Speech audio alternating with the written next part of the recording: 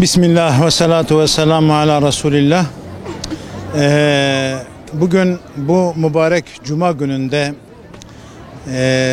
Batmanlı hemşehrilerimizle Batman TDV'si, Gençlik Kolları, Batman İl Müftülüğü, Kur'an kursu hocalarımızın hazırlamış olduğu Gazze yararına hayır çarşımızı bugün burada açmış bulunuyoruz.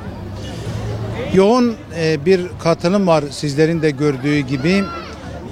Batmanlı hemşehrilerimizin yoğun teveccühü var. İnşallah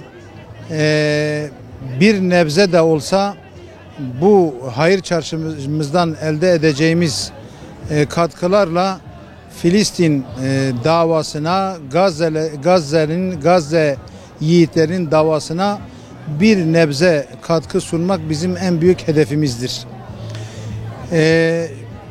Şimdi Gazze'ye yardım zamanı mottosuyla, sloganıyla bu kermesimiz akşam saat 18'e kadar devam edecektir.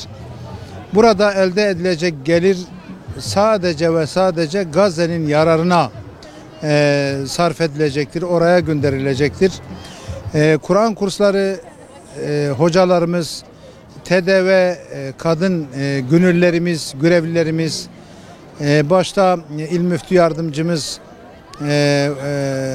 Halime hocamız çok yoğun bir çaba sarf ettiler.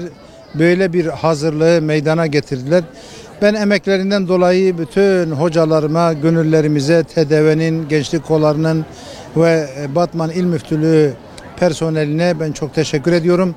Cenab-ı Allah bizleri hayırda yarışan ve bu uğurda çaba sarf eden ve Gazze'lilerin bir nebze olsun hayatını kolaylaştırmak için elimizden gelen gayreti göstereceğiz. Cenab-ı Allah bu işte bizlere muvaffakiyetler ihsan eylesin. Sizin de teveccühünüzden dolayı ben ilk habere teşekkür ediyorum. Saygılar sunuyorum efendim.